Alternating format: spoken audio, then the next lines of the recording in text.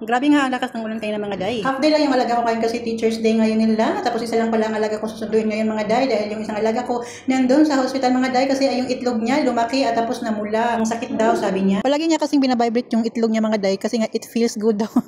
Kaya ayun siguro yung dahilan mga day kaya lumaki yung itlog niya ba. Dalawang araw na nga sa hospital at bukas daw ay uuwi na siya. Kanina sa school mga day ba habang hinihintay ko ang aking alaga na lumabas mga day. Narinig ko nga ang usapan ng mga kapwa natin doon mga day. Kunyang ang mga pinag-usapan nila mga day ay puro mga problema mga day sa pera, sa tuition fee. Ang laki ng mga tuition fee ng mga anak nila mga day nasa 35,000, 30,000 tapos magbabayad pa ng boarding house, allowance pa, pamasahe pa. Ay, ang dami mga day. Buti na lang ako napabuntong hininga ako mga day ba. Nagpapasalamat ako dahil buti na lang ang anak ko mga day ay nag-apply siya ng scholarship mga day at sa awa ng Diyos ay nakakuha nga siya ng scholarship mga day. Hindi ko na problema ang tawag nito tuition fee mga day. Ang gastos ko lang sa kanya ay ang kanyang boarding house na 2,500 tapos yung allowance niya mga day. Kaya thank you Lord talaga dahil nakakuha siya ng scholarship. Ang first born ko nga mga day isang first year college na tapos yung pangalawa naman ay grade 12 mga day. So next year magka-college na din yun at kampante naman ako na makakuha din yun ng scholarship mga day kasi malaki yung mga grades niya mga day. Tapos ngayon nga ay hindi siya humihingi sa akin ng pera pang bili ng mga project na at bayarin sa school dahil may sariling income yun mga day. Nag-affiliate din siya sa TikTok at sa Shopee. Tapos yung pangatlo ko naman mga day grade 10 na yun. Tapos at ang bunso ko naman grade 6. Buti na lang at may bahay sa sakyan ako bago sila mag-college mga day dahil grabe talaga yung gastusin. Kaya ikaw habang maliit pa yung mga anak mo mga day dapat may bahay ka na. Tama talaga yung advice ng auntie ko mga day na habang maliit pa yung mga bata dapat ay may bahay na tayo tapos nakapagpunda na tayo ng mga gamit habang maliliit pang mga bata.